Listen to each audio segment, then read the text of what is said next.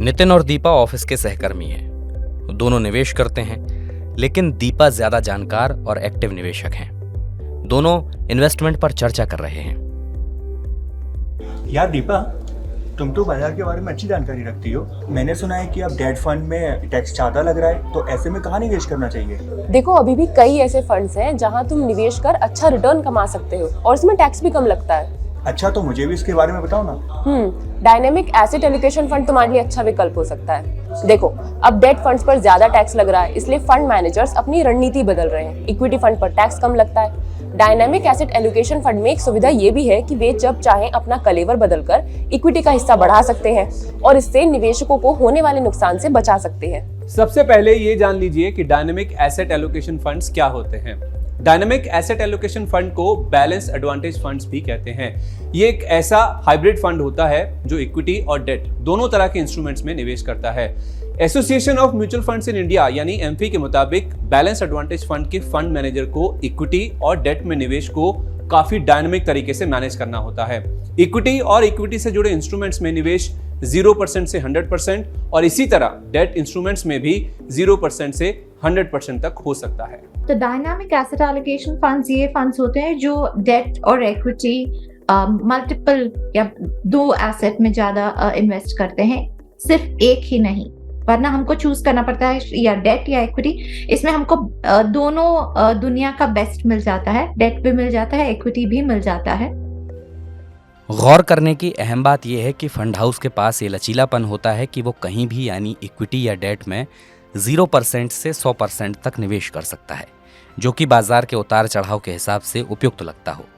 वैसे व्यवहारिक रूप से देखें तो ज़्यादातर बैलेंस एडवांटेज फंड में इक्विटी आवंटन 65 से 100% होता है, यानी इक्विटी का हिस्सा ज़्यादा होता है।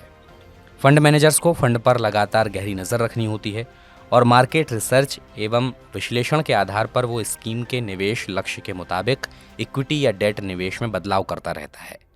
जब शेयरों का वैल्यूएशन आकर्षक हो जाता है तो इन स्कीम में इक्विटी एक्सपोजर बढ़ा दिया जाता है और जब वैल्यूएशन महंगा हो जाता है तो इक्विटी एक्सपोजर घट जाता है। उदाहरण के लिए मार्च 2023 में कई बैलेंस्ड एडवांटेज फंड ने शेयरों में अपने आवंटन को बढ़ाया है। डायनेमिक एसेट एलोकेशन फंड्स के फंड मैनेजर कई तरह के मॉडल के आधार पर एसेट का आवंटन यानी एसेट एलोकेशन करते हैं। कुछ fund house price to earning यानी पीई रेशो के आधार पर निवेश करते हैं, तो कुछ प्राइस टू बुक वैल्यू यानी पीबीवी के आधार पर। कई फंड इसके लिए खुद ही कोई मॉडल बनाकर उसे फॉलो करते हैं। उदाहरण के लिए क्वांट म्यूचुअल फंड अपने quant dynamic asset allocation fund के मनी मैनेजमेंट के लिए वीएलआरटी फ्रेमवर्क का इस्तेमाल करता है। वीएलआरटी में 4 एलिमेंट शामिल हैं: valuation analytics, liquidity analytics, risk appetite analytics और टाइमिंग। तो शेयर बाजार की दशा को देखते हुए चुने गए मॉडल के आधार पर फंड मैनेजर इक्विटी या डेट का हिस्सा घटाता बढ़ाता रहता है। इस तरह के डायनेमिक एलोकेशन से जोखिम को कम से कम किया जाता है। वैल्यू रिसर्च के डेटा के मुताबिक डायनेमिक एसेट एलोकेशन फंड ने 1 साल में करीब 1.6%, 3 साल में 17%, 5 साल में 7% और 10 साल में 11% का रिटर्न दिया है। टैक्स के लिहाज से म्यूचुअल फंड को इक्विटी ओरिएंटेड या नॉन इक्विटी ओरिएंटेड फंड में बांटा जाता है। किसी डायनेमिक एसेट एलोकेशन फंड में कम से कम 65% निवेश इक्विटी का हो तो ये इक्विटी ओरिएंटेड फंड होगा। ऐसे फंड के लिए 1 साल से ज़्यादा निवेश पर 10% का कैपिटल गेन्स टैक्स लगता है और 1 साल से कम अवधि के निवेश पर 15% कैपिटल गेन्स टैक्स लगता है। इसके अलावा 1 लाख रुपए से कम का long term capital gains tax free होता है। नॉन इक्विटी ओरिएंटेड फंड पर टैक्स की बात करें तो अगर होल्डिंग पीरियड 3 साल से कम है तो शॉर्ट टर्म कैपिटल गेन्स होगा और ये किसी के इनकम से जुड़ जाएगा। इसके बाद उसे टैक्स स्लैब रेट के हिसाब से टैक्स देना होगा। अगर होल्डिंग पीरियड 3 साल से कम है तो इसे लॉन्ग टर्म कैपिटल गेन्स माना जाएगा और 20% की दर से टैक्स लगेगा।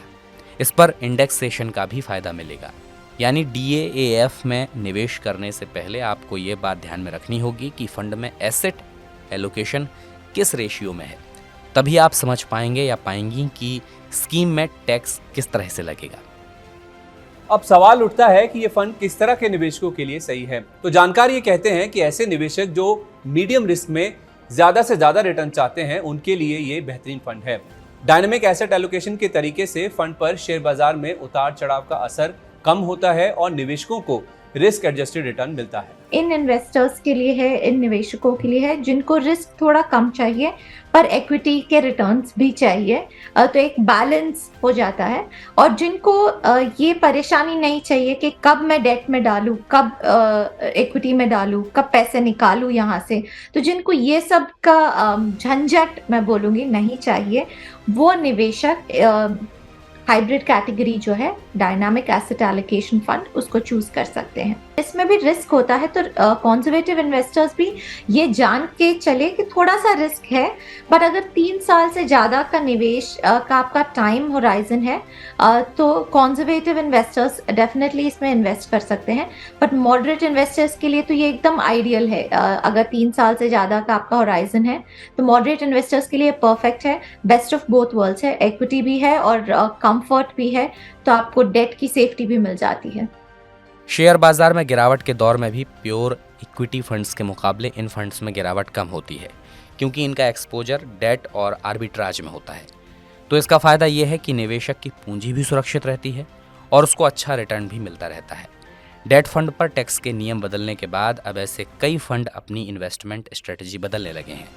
उदाहरण के लिए quant dynamic asset allocation fund जब लॉन्च हुआ था तो कहा गया था कि ये डेट टैक्स सेविंग फंड की तरह होगा, लेकिन हाल में डेट फंड पर टैक्स के नियम बदलने के बाद क्वांट म्यूचुअल फंड ने कहा है कि वो अपनी निवेश की रणनीति में बदलाव लाकर इसे इक्विटी फंड बनाएगा।